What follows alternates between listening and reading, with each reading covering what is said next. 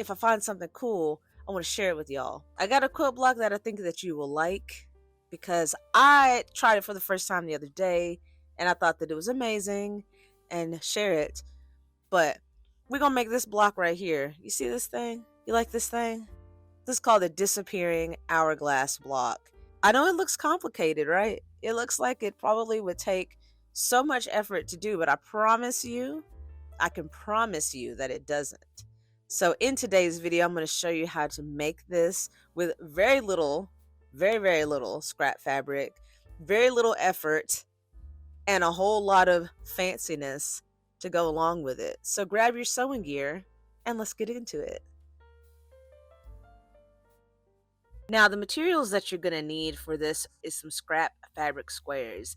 Now the ones that I'm using are going to be 5.5-inch squares, but you can make these any size that you like. Now I'm using these particular fabrics because I think that they complement each other very well. I had them in my stash and I'm trying to really use some of the stuff that I've got. But as you can see, I'm using my little ruler that's 5.5-inch square. And technically for this quilt block, you're only going to need 4 of them. But if you wanted to have a little bit more variety in your blocks, you can use 8 squares. What we're going to be doing is we're going to be making some half square triangles. And this is one of the things that I teach basically in all of the quilt block tutorials that I've done is how to do half square triangles. And for this block, you're going to need 4 of them. Like I said, I'm using these different fabrics for mine because I just like the way that they looked together. Yeah, so if you haven't seen any of my other videos, I will show you exactly how to make a half square triangle. Very simple, and it's one of the fundamental things that goes into quilting. So with 2 pieces of your scrap fabric right size together, you're going to take a line and you're going to draw it right down the middle of the diagonal of those 2 squares. I'm using a pen that disappears with heat. Apparently, the longer that you have the ink, because I got a pen with ink refills, the longer that you have the ink refills, the more they turn into not disappearing ink. I've learned that kind of the hard way, but we're going to keep rolling with it. You don't have to have this kind of pen, but it just kind of, it's just the one that I had handy, but you're going to draw that diagonal line on all 4 sets of your squares that you've got. When we start sewing, we are going to sew a 1/4 inch on both sides of that center line that you did. So let's go to the machine and make those 2 sewing lines. Now the way that I like to sew is I love to chain piece whenever I can. And on my sewing machine, a 1/4 inch of a seam allowance actually lines up with the edge of my presser foot. Your machine might be different, but you do whatever works for your machine. But yeah, go ahead and do that 1/4 inch seam allowance on both sides of that center line.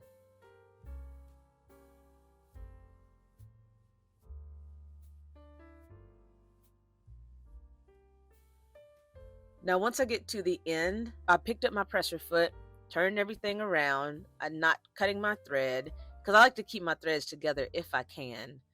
But I just turned my whole project around and I'm sewing on the other side of that center line.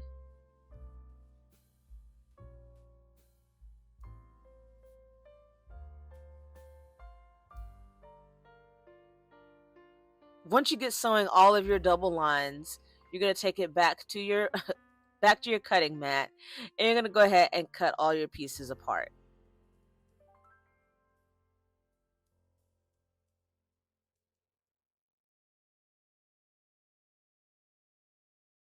And now that line that we marked in the previous step that we sewed on both sides of the line, this is what you're going to have whenever you open up your pieces. But what we're going to do is that line that we marked, now we're going to take our cutting tool and we're going to cut right on that line. I like to use a rotary cutter. I will link it below, the exact rotary cutter that I'm using in this video.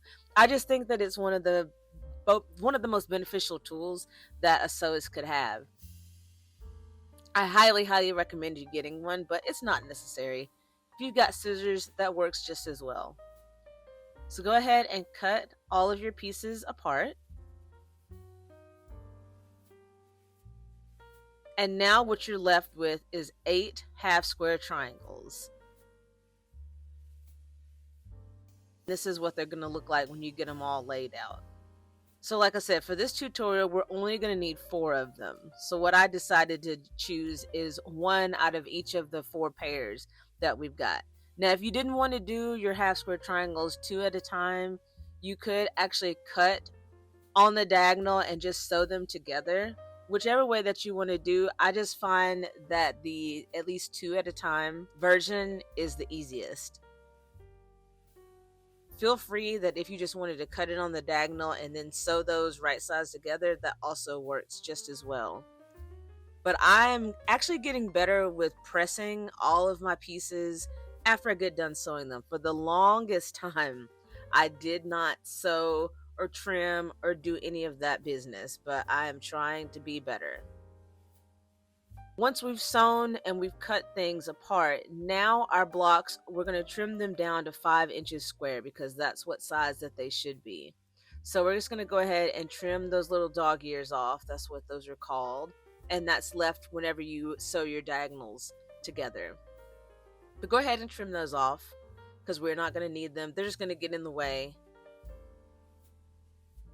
So now what you're going to do is you're going to choose your 4 half square triangles that you want to use for what essentially is your hourglass block. That's what we're going to be making it first, and then we're going to make it disappear. That's the whole fun of this, is making the hourglass disappear. Oh, that's so dramatic, but it's good. And it's what we're going to do, and you'll see exactly how it works.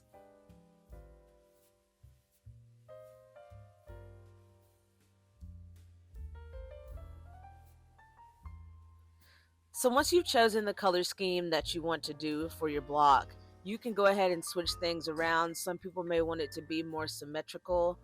I like mine to be more on the asymmetrical side just because, I like the colors not to touch and things like that. But you do you do whatever that you want to do on your color scheme. But this is what I chose for my color scheme. And I know the 2 greens are touching. That's the way it worked out. So don't come at me in the comments talking about, oh my gosh, look at how it's looking. This is what I wanted to do. So don't even try it. But yeah, so this block right here is called the hourglass block, and it's very simple. Again, one of the fundamental blocks that kind of comes with quilting. And what we're going to do is we're going to sew all 4 of these pieces together. I like to take the 2 on the right and just put them on the 2 pieces on the left, sew those, and then attach the 2 rows together. I'll show you exactly how to do that.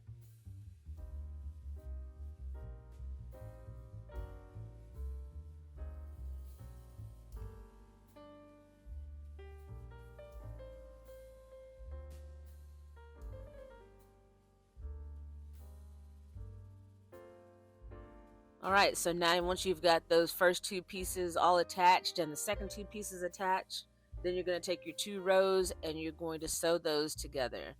Now where the seams intersect, I do like to nest those seams. I'll zoom in and show you exactly what I'm talking about with the nesting of the seams. But once you get those together, then you're going to go ahead and do a 1/4 inch seam to combine those rows together. And now this block right here, again, this is called an hourglass quilt block. This is very simple, very easy. You could use this block as is if you wanted to. But again, we're going to keep going and we're going to switch some things around and make it fancy. Fancy, fancy. Quilt block right now is measuring about 9.5 inches. Now remember, whenever we trimmed our blocks to 5 inches and then we combined them, you're always going to lose about 1/2 inch of measurement whenever you start attaching blocks together. So right now we're at about 9.5 on the measurement. Mine's a tad bit under, but it's close enough. So I know I probably should have followed some sort of pattern whenever I made the measurement to cut, because what we're going to be doing is we're going to be cutting these pieces kind of right down the middle. Now I did look at my ruler and I was like, oh, I could do 1 inch. 2 inches looked like too much. So I decided to split the difference and do an inch and a half from that center line to where we're going to cut. And this is probably the scariest part of the whole process because you're like, "Oh, I just did all this work and now I'm about to cut it up." Well, that's what that's what you have to do. Just basically from eyeballing it, I just thought that the inch and a half looked the best. In retrospect, I probably should have done it a little bit smaller, but I think it worked out okay. You'll see the result at the end, but went ahead and took my ruler and I measured an inch and a half from the center, took my rotary cutter and just went for it. And of course, if I messed up, I have the 4 other half square triangles that I could use to replace it and do the whole process again. But like I said, I know it's scary, but hey, that's part of the process of learning, is just going for it and doing it. So I went on all 4 sides and measured an inch and a half from that center and made a slice right through the block.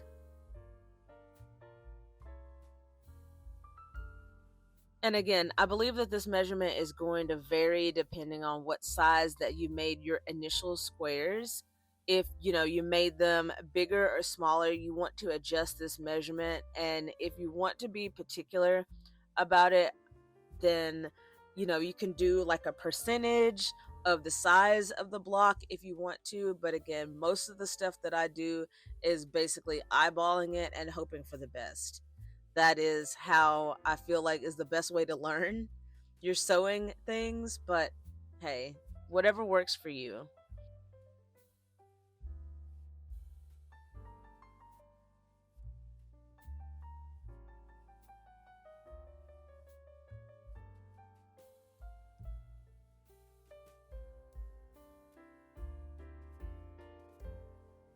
So once I got all 4 sides cut an inch and a half from the center, this is what you're going to be left with. You're going to have 9 little small pieces that you're going to be able to turn those around and change those up to where you get a completely different looking block.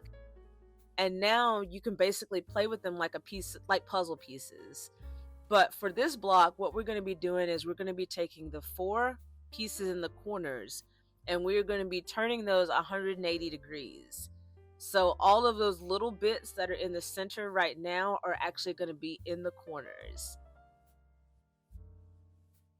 And once you do that simple maneuver, you can see how the entire look of the block completely changes. Now, if you wanted to start changing the center pieces, like the part that is the cross, you can do that, but we are going to keep it very simple for this tutorial. And now you're going to do the same process that you did before by combining all of the pieces back together. So we're going to take that first column and we're going to take the second column, sew those together with a 1/4 inch seam allowance, then bring it back to the table and take the second column and attach it to the third.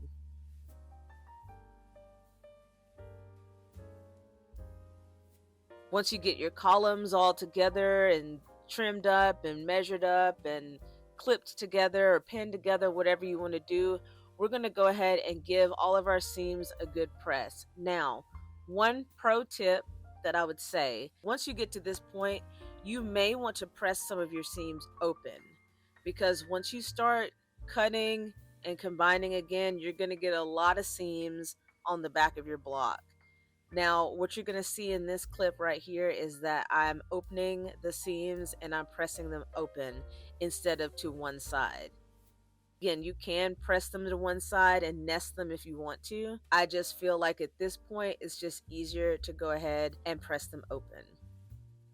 Once you get everything nice and pressed, we're going to go ahead and we're going to combine our rows together since we just did our columns. And this is one of the places where you just want to take your time and you want to make sure that all of your seams are lined up, because this is basically the final assembly. If your seams are off in this stage, they're going to be off in your final quilt block, and that's just how it's going to be.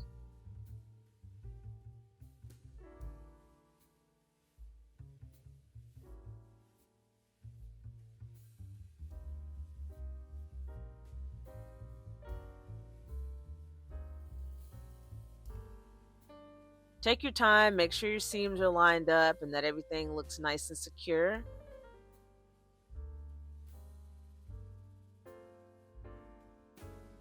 Once you get done with that, you have made yourself your first disappearing hourglass block. Now, this is one I did not expect it to look this nice, but now I already have plans to make about, I don't know, 17,000 more. But super simple, easy peasy, very beginner friendly, can be used in all sorts of different applications. But I hope you enjoyed this tutorial. If you have any questions, leave me a comment below. Do appreciate you watching, and I'll see you next time.